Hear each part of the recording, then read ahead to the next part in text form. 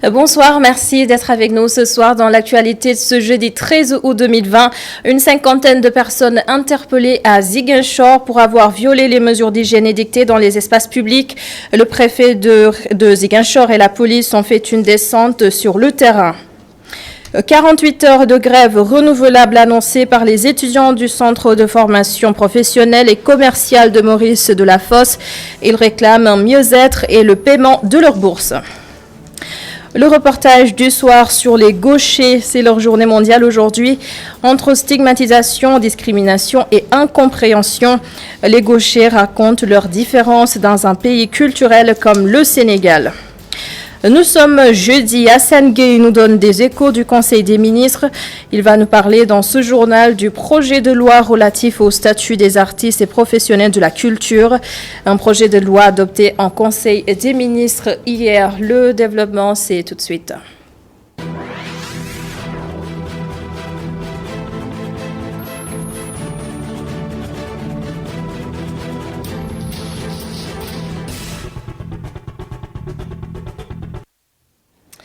Bienvenue à tous. Au grand mot, les grands remèdes. Le préfet de Ziguinchor a fait une descente au marché de Boucotte avec la police.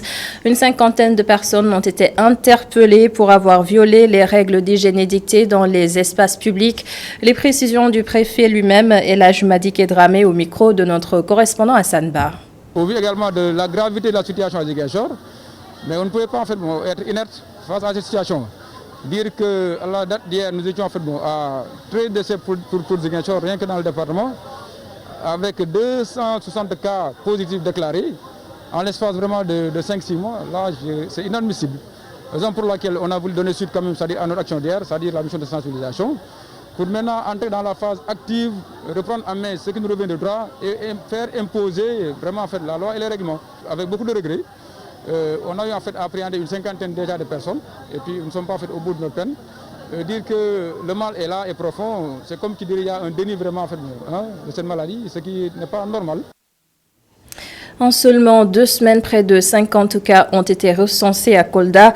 La région comptabilise 7 décès liés au coronavirus depuis le début de la pandémie en mars dernier.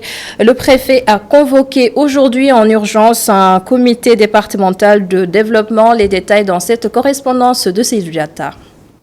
Les conséquences du relâchement et du flux migratoire constatés à l'approche des fêtes de Tabaski ont sans surprise fait tomber les barrières à Kolda. 12 sur les 15 quartiers que compte la commune ont déjà enregistré des cas confirmés de Covid-19. Situation très alarmante. À ce jour, nous sommes à 50 cas dépistés. 98% des cas proviennent de la commune. Donc, il veut dire que la maladie elle est bel et bien présente ici au niveau de la commune de Kolda. Et maintenant, il faudra adopter des mesures pour faire face. Il faut donc agir et prendre des mesures. C'est exactement ce qu'a fait le préfet Djadjadja qui a convoqué un CDD aux allures d'une rencontre de crise. Il était question dans le cadre de cette réunion de faire part aux membres du comité ainsi qu'aux populations des mesures qui ont été prises par le gouvernement et que nous devons appliquer au niveau du département de Kolda. Il s'agit principalement de la fermeture des bars, discothèques et salles de sport à partir d'aujourd'hui. Il y a également donc l'interdiction des rassemblements au niveau des terrains de sport qui sont des vecteurs de transmission. Il y a lieu également de noter la suspension des autorisations de sonorisation, notamment au niveau des débits de boissons. Ça, c'est un ensemble de mesures que nous allons faire appliquer. Beaucoup d'efforts ont été consentis depuis le début de la pandémie sans véritablement réussir à épargner la ville. Le maire Abdoulaye Bibi Baldé pense que l'approche communautaire est l'unique rempart. Vous avez vu que ce CDD a été élargi aux délégués de quartier et les mesures prises donc par le CDD, nous au niveau donc de la commune, nous allons essayer de les appliquer en insistant sur l'approche communautaire. Pendant ce temps, nombreux sont les Koldois qui préconisent le dépistage massif et volontaire. Mais l'opération risque de poser une autre équation, notamment celle relative à la capacité d'accueil au niveau des structures sanitaires. Et le bilan national du jour fait état de 153 nouvelles contaminations et 2 décès supplémentaires. Dr Mamadou Ndiaye, directeur de la prévention. 153 sont revenus positifs. Les cas positifs sont répartis comme suit. 47 cas contacts suivis par nos services et 106 cas issus de la transmission communautaires répartis entre communes ou quartiers suivants. Ziguinchor en a 11, Bignona en a 7, Mbour en a 7, Almadies en a 6, Saint-Louis en a 6, Kédougou 5, Kolda 4, Thiès 4, Dakar Plateau 3, Kaolack 3, Khombol 3, HLM 3, Les Maristes 3, Médina 3, Ouakam 3, Dieuppeul 2, HLM Grand Yoff 2, Keur Massar 2, Liberté 2, Richard Toll 2, Tivaouane, Bentali 1, Bop 1, Bounkiling 1, Centenaire 1, Cité Faïsal 1, Diouloulou 1, Fanok 1, Grand Yoff 1, Guédiawaye 1, Mékhé 1, Mermoz 1, Ouest Foire 1, Oussouye 1, Patte d'Oie 1, Popenguine 1, Rufisque 1, Sacré-Cœur 1, Sicap Baobab 1, Sokone 1, Thiadiaye 1, Touba 1, Yoff 1 et Vélingara 1. 49 patients hospitalisés ont été contrôlés négatifs et déclarés guéris. 51 cas graves sont pris en charge dans nos services de réanimation. 2 décès ont été enregistrés ce mercredi 12 août 2020. L'état des autres patients hospitalisés est jugé stable. La pandémie a remis en cause nos modes de vie en milieu urbain. C'est pour cela que le professeur Pape Goumbalo, directeur du Centre expérimental de recherche et d'études pour l'équipement, recommande un retour au mode de vie traditionnel, des propos recueillis par Adama Sarr. On pense que la manière de construire, la manière de vivre avec des structures dans lesquelles il y a beaucoup d'air, beaucoup d'espace, ou, par exemple, vous allez dans certaines zones, les vieux, ils vivent dans leur case, ils vivent isolés des jeunes, ils sont donc naturellement protégés. Aujourd'hui, on dit que oui, les jeunes vont prendre le virus et l'amener chez les vieux. Quand ils sont mélangés, ça pose un problème. Mais vous voyez, les jeunes ne sont pas dans les mêmes zones que les vieux, dans les mêmes chambres, etc. Ça permet donc de penser qu'il y a une relation entre la manière de vivre, la manière de construire, la manière de concevoir notre habitat, avec beaucoup d'espace, avec des matériaux naturels. Ça peut être un impact sur la survie par rapport au Covid. Les premières civilisations ont construit avec les matériaux qu'ils avaient autour d'eux. Pourquoi nous, on ne peut pas utiliser nos matériaux qu'il y a autour de nous, qui sont techniquement bien étudiés, qui sont stabilisés, qui sont en quantité suffisante pour former les jeunes et aider ces jeunes-là à construire avec des matériaux locaux, ce qui reviendra à créer des emplois et avoir des maisons moins chères et adaptées à notre nature et à notre contexte social. L'autre invité de la matinale de Iradiot ce jeudi, l'enseignant-chercheur Makenyan, estime que les modes de vie dans des environnements plus écologiques offrent beaucoup plus d'opportunités. Nous l'écoutons. Quand il a fallu que les êtres humains puissent habiter ensemble dans des espaces réduits, comme les villes, à un moment donné, il fallait quand même tracer les voies, définir les parcelles et définir les bâtiments. Et là, il fallait des règlements. La Covid, aujourd'hui, avec le confinement, justement, nous pousse évidemment à repenser notre mode d'habiter pour éviter la transmission du virus. Et j'ai démontré que nos villes, c'est comme une boîte de sucre. Une parcelle, c'est une boîte dans laquelle vous mettez des sucres, etc. Donc nous sommes dans une densification qui empêche la lumière, qui empêche l'air de circuler. Et là, c'est ça qui pose, j'allais dire, cette contiguïté des gens, des maisons, des chambres, et qui pousse à la contamination. Mais si tu regardes la structure traditionnelle, mais c'est des cases isolées où l'air circule. Donc vous voyez que là, traditionnellement, on a une structure naturelle presque de confinement parce que les choses ne sont pas densifiées, sont isolées. D'accord? Donc vous voyez que la tradition architecturale africaine, notre habitat, nous interpelle justement dans notre mode d'habiter. Un champ communautaire de 5000 mètres carrés pour permettre aux populations les plus vulnérables au coronavirus de faire face justement à la pandémie. Le projet a été élaboré dans le village de Belvédère à Sibikotan et c'est à l'initiative de la direction des écovillages et des filières vertes. Les explications de Babacar Seck. Le village de Belvédère à Sibikotan dans le département de Rufisque a son taux cœur. Ce concept de l'Agence sénégalaise de la reforestation et de la Grande Muraille Verte est là pour mettre à la disposition des populations des plants dont elles ont besoin pour se nourrir et se soigner. Dans 90% de ce qu'on plante ici, ce sont des arbres utiles. Tous les arbres sont utiles. Ici, on a des fruitiers, on a des plantes médicinales, on a des légumes, tout mélangé dans des espaces relativement réduits.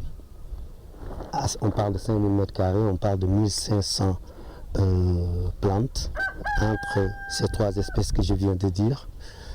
Et dans ça, on a 65 espèces mélangées. Les taux de cœur peuvent être une réponse aux problèmes fonciers car n'utilisant que de petits périmètres pour une grande productivité.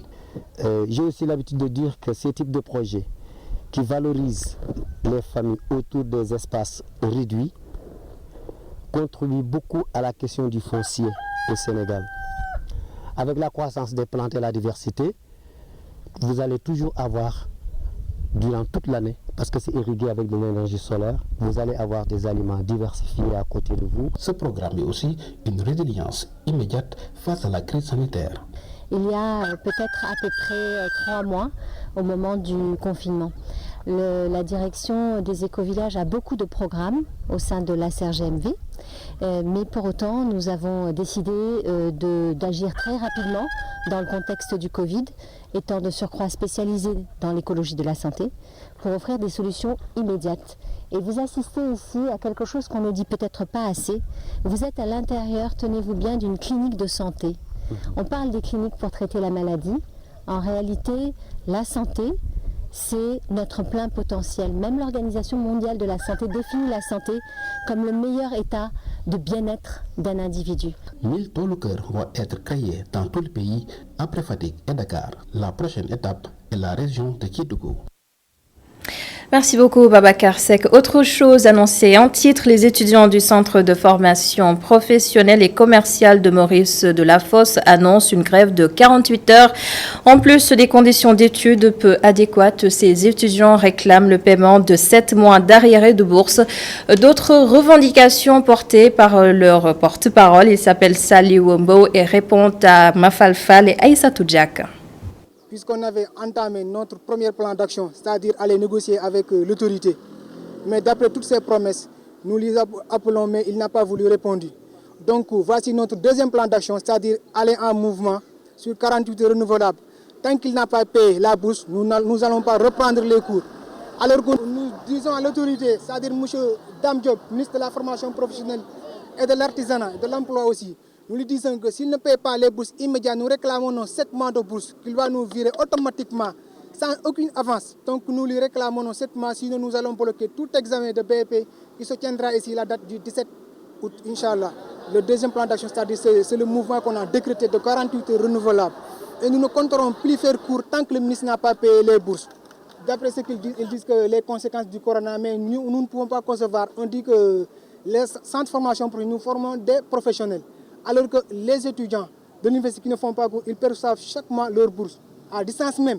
Et nous qui sommes présents, on fait cours chaque jour, malgré les conditions du corona, nous payons le transport. Il y a des étudiants qui paient le loyer, il y a des étudiants aussi, leur ration alimentaire, c'est excessivement cher. Donc ils n'ont ni la bourse, les étudiants n'ont que sa bourse.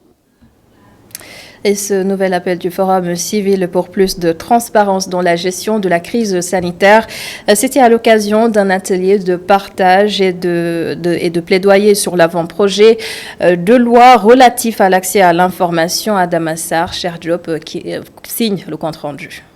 Cet atelier de partage et de plaidoyer de l'avant-projet de loi relatif à l'accès à l'information révèle tout le sens du rôle de la presse, surtout en période de pandémie de Covid-19, une nécessité pour la presse en ligne de jouer sa partition. Oui, mais en fait, c'est pas parce qu'on est en Covid quand même qu'il ne va pas y avoir de la transparence. Au contraire même, c'est parce qu'il y a Covid que le gouvernement doit mettre à l'attention des journalistes tous les documents relatifs au fonds Force Covid-19, mais également aussi les exécutants, c'est-à-dire qui ont eu à travailler sur la mise en œuvre de cette action-là, doivent pouvoir aussi rendre compte et surtout mettre à la disposition des journalistes, des populations, disons, le rapport d'activité.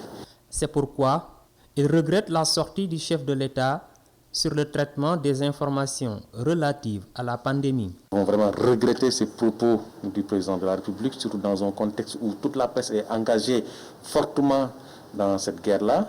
Et nous avons tous vu nos plateaux, nos colonnes, les sites, partout en tout cas. Ces propos du président sont à regretter et je pense qu'il s'est vraiment trompé de presse.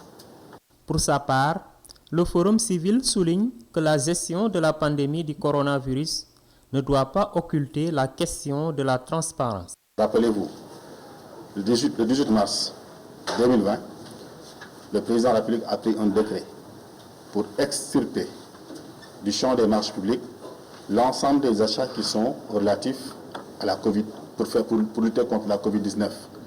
Ça veut dire quoi? La plupart de ces achats-là, ou bien tous ces achats, pour faire face à la Covid, n'ont pas respecté les procédures de passation des marches publiques, selon ce décret-là.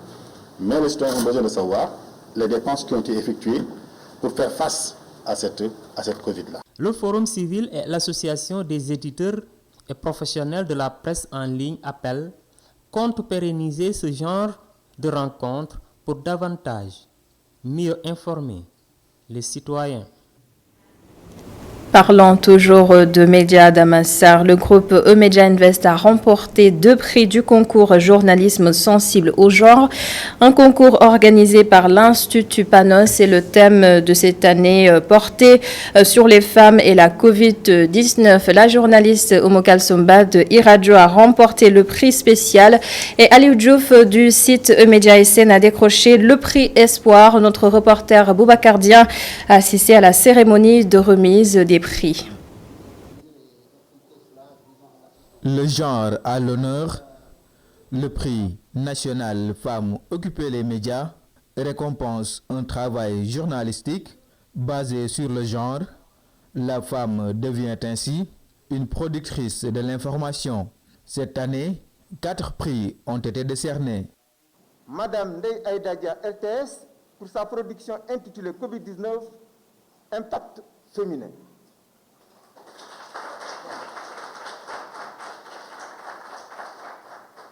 Le deuxième prix dans cette même catégorie a été attribué à Teneng Tchare de Vox Populi pour son article « Violence conjugale par temps de confinement à Kaolack ».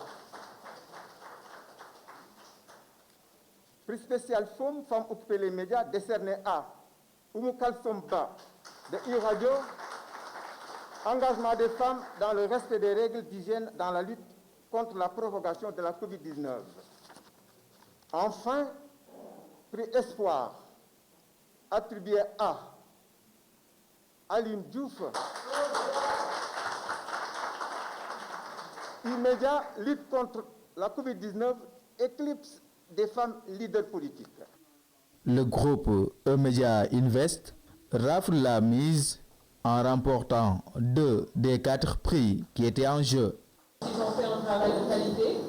Je remercie M. Barret Dominique Momale. Peut-être c'est parce que je suis masquée, mais il a été mon formateur à l'ESIC. C'était mon prof en analyse du discours politique. Voilà. Je remercie le groupe E-Media pour la communication. Elle est importante. Ils sont venus ici me soutenir. J'ai de la gratitude. Merci. Merci au gouvernement. Merci. Également à mon ex-secrétaire qui a beaucoup participé à ma formation. Ndeye Aïda Dia de la RTS est la lauréate du prix national du journalisme sensible au genre. La deuxième, Teneng Tchare de Vox Populi. En fait, c'est un sujet qui était intéressant pour moi parce que je voulais revenir sur des femmes qui se battaient tous les jours et qui un jour est venu, ils ont perdu leur emploi à cause du Covid-19. Et donc, c'est ces femmes-là qui sont des soutiens de famille, qui se battent tous les jours pour assurer le bien-être familial. Et on se rend compte que, en fait, ces femmes-là, leurs revenus ne sont pas simplement pour eux, mais ils sont là aussi pour soutenir leurs enfants. Le sujet qui m'a valu ce prix, c'est le sujet la violence, confinement et violence conjugale. Donc, je me réjouis vraiment de gagner ce prix. Je ne m'attendais vraiment pas à être choisie aujourd'hui. Cette année, en raison de la pandémie du coronavirus, le thème est, je cite, Femmes et Covid-19. Une trentaine de candidatures étaient déposées avant la sélection finale.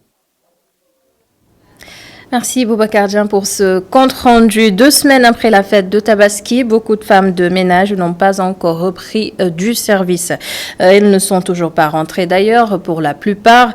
Leur absence n'arrange pas leur employeur. Allier vie professionnelle et tâches ménagères n'est pas si évident.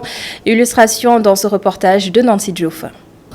Après la fête de Tabaski, beaucoup de ménages sont privés de domestiques, causant la désolation de beaucoup de femmes. Allier travaux ménagères et vie professionnelle n'est pas toujours chose facile. Cynthia, coiffeuse de profession, ne dira pas le contraire. On leur demande vraiment aux bonnes, vraiment de venir tôt après l'événement de la fête de Tabaski. C'est mieux pour nous. Ouais. Ouais. Environ 15 jours, c'est bon quand même. Parce que même nous, on n'a qu'une semaine de repos. Après, on reprend le boulot. Donc, un mois, c'est un peu abusé d'âge. Rokhaya, femme de ménage depuis 40 ans, nous confie qu'elles n'ont que cette occasion pour pouvoir se retrouver en famille. Une fois sur place, elles ne se font pas prier pour en profiter. On a nos enfants au village et on n'y va qu'une fois par an, raison pour laquelle on y passe beaucoup de temps. C'est aussi l'occasion pour nous de montrer à nos patronnes que nous sommes indispensables. Ndaye Ndiaye, quant à elle, prône plutôt pour la compréhension mutuelle entre les patronnes et les employés de maison. Compromis obligatoire selon elle pour une collaboration durable. Les femmes de ménage doivent savoir qu'elles sont là uniquement pour travailler. Donc, rentrer après la Tabaski est tout à fait normal. Les patronnes et leurs employés doivent juste communiquer et s'aider mutuellement afin de trouver une solution. Une occasion unique dans l'année, d'une part, une galère annuelle ponctuelle d'autre part. Entre les deux camps, seule l'entente peut arranger les choses. Le reportage du soir. À présent, les gauchers ont leur journée mondiale depuis 1976. Elle est célébrée tous les 13 août de chaque année. Une journée décrétée pour lutter contre une forme de discrimination et de stigmatisation dans le monde. Et dans ce reportage qui va suivre, des gauchers racontent comment ils vivent leurs particularités au Sénégal, un pays qui a des réalités culturelles. Abdourahmane Li. Parmi les gérants de cette boutique à Colobane, Yoro Kandé. Il fait tout avec sa main gauche depuis son plus jeune âge. Un gaucher qui a subi les fouets de ses parents qui le contraignaient à devenir droitier, mais en vain. Mes parents ne voulaient pas que je sois gaucher. Ils n'arrêtaient pas de me battre pour que je devienne droitier. À chaque fois que je les voyais, je faisais tout pour utiliser ma main droite. Mais comme vous le savez, chasser le naturel, il revient au galop. Et sans explication, il n'arrêtait pas de me dire que c'était pas bien d'utiliser la main gauche.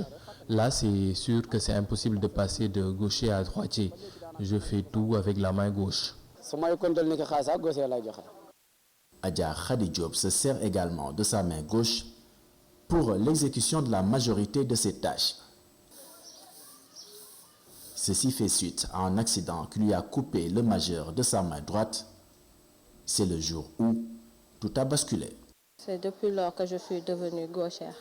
On est gauchère pas parce qu'on le veut, mais c'est venu tout naturellement. Ils vont te dire que voilà, faut pas utiliser ta main gauche parce que voilà, les gens vont le voir autrement. des trucs comme ça. Mais ça ne veut pas dire que c'est une chose mauvaise ou tu vas te sentir différent des autres. Ils vont te dire que quand les autres vont voir ça, certains ne vont pas manger votre nourriture ou des trucs comme ça, mais bon, c'est juste des suppositions. Des réalités ou des superstitions qui veulent qu'on ne donne pas ni ne mange avec la main gauche, Asidia l'a appris à ses dépens. Un jour, j'étais allée au marché pour faire mes achats. Quand j'ai fini, j'ai remis l'argent avec la main gauche à la dame. Elle m'a crié dessus. J'ai eu peur, je lui ai dit, mais qu'est-ce qui se passe? Elle m'a dit, mais pourquoi tu me remets l'argent avec la main gauche? Ça ne se fait pas, etc. Je lui ai dit que je ne l'ai pas fait exprès. C'est quelque chose d'inné, ce n'est pas quelque chose d'acquis. Donc, je n'y réfléchis pas quand je donne l'argent. Elle m'a dit, oui, c'est parce que vous êtes indiscipliné, etc. Ça ne se fait pas. Voilà. Moins de stigmatisation, plus de compréhension et autant d'intégration, c'est en tout cas l'objectif de cette journée qui leur est consacrée.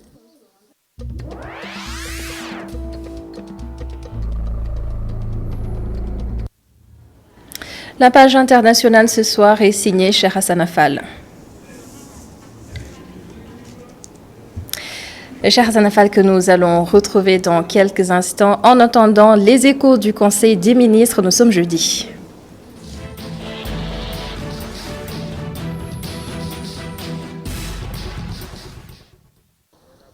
Avec eux, c'est le parfum salé de l'eau de mer. Sans eux, c'est l'écume des vagues. Sortir les artistes de l'insularité et de la précarité, c'est une exigence morale et c'est notre ascèse à tous.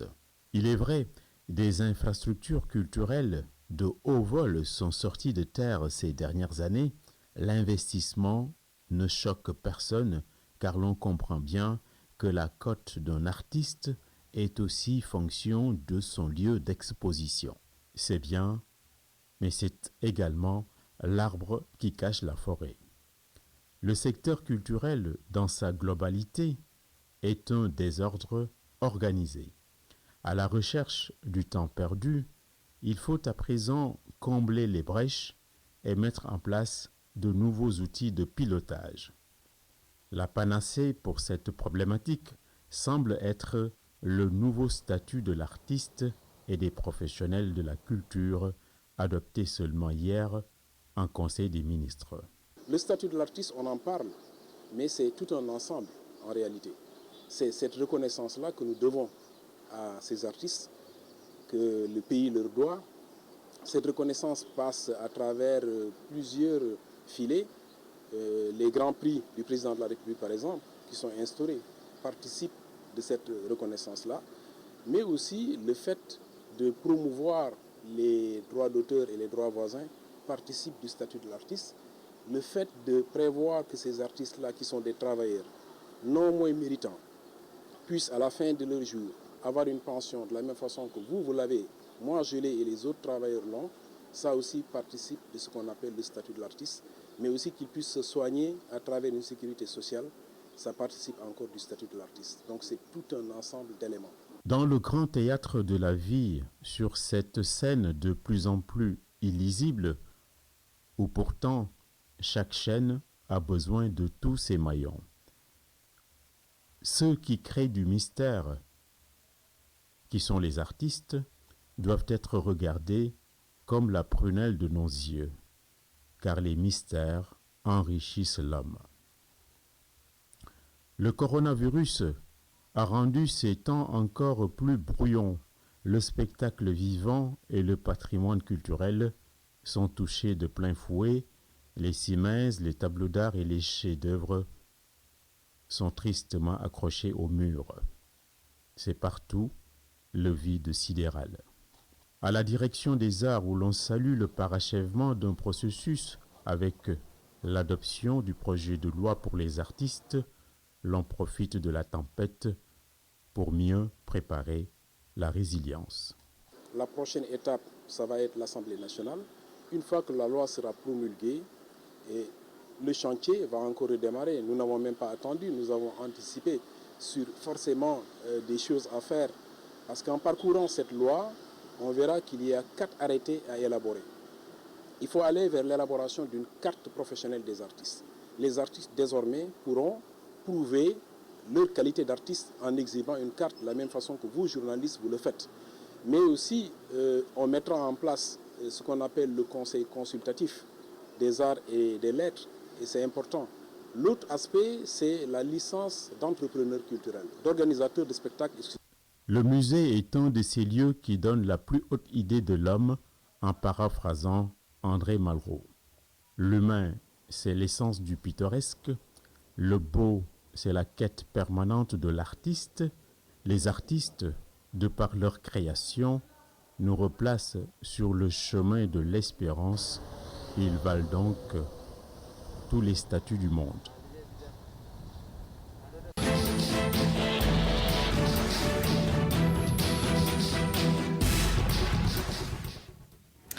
Merci beaucoup Hassan Gueye qui nous parlait donc de ce projet de loi relatif au statut des artistes et des professionnels de la culture adopté hier en Conseil des ministres à jeudi prochain. Pour d'autres échos du Conseil des ministres, à présent, cher Hassan Affal, que nous retrouvons pour le round-up de quelques actualités internationales.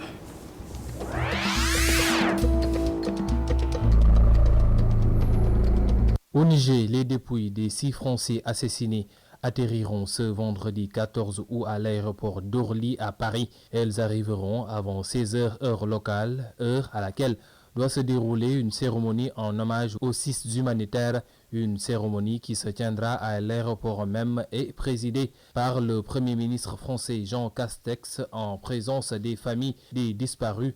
À l'origine, le rapatriement des corps devait se faire le jeudi 13 août, mais les proches ont préféré repousser au lendemain, le temps de s'organiser le mieux possible pour ce moment qui s'annonce très douloureux.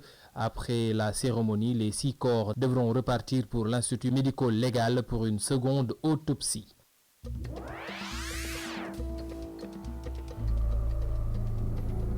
La vidéo effroyable de l'exécution d'une femme ce mardi au Cameroun continue de susciter des réactions d'émotion et d'indignation. Ce meurtre n'est pas un cas isolé. Des cas de kidnapping et d'assassinat se sont accrus ces dernières semaines dans les régions anglophones. Le programme alimentaire mondial PAM a aussi dénoncé et condamné l'assassinat d'un travailleur humanitaire enlevé à son domicile vendredi dernier et tué par des individus armés non identifiés dans la région anglophone du Nord-Ouest.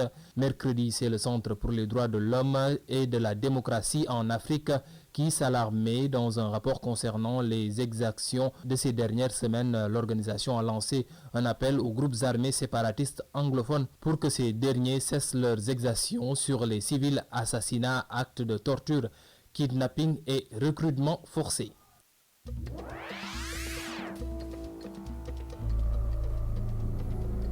La nation israélienne et les Émirats arabes unis ont signé sous l'égide des États-Unis un accord de paix historique, a tweeté ce jeudi Donald Trump, un accord qui, selon lui, permettra à ces deux pays de normaliser leurs relations. Cet accord de paix entre Israël et les Émirats arabes unis, négocié sous la houlette des États-Unis, doit aboutir à une normalisation complète des relations diplomatiques entre les deux pays du Moyen-Orient. L'accord prévoit qu'Israël suspende l'application de sa souveraineté sur plusieurs zones de Cisjordanie dont il évoquait l'annexion, ont précisé plusieurs responsables de la Maison-Blanche. Après de longues discussions tripartites qui se sont accélérées récemment, l'accord a été conclu ce jeudi par téléphone entre Donald Trump, Benjamin Netanyahou et le cheikh Mohammed bin Zayed, prince héritier d'Abu Dhabi, précise la présidence américaine.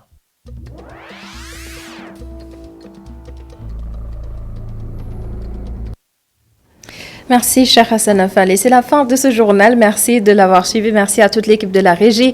Dans quelques instants, la suite de la totale, bloc d'information avec Khalifa Djaraté demain et le reste du week-end. Vous serez en compagnie de Oussama Monique Sagna. Bonsoir.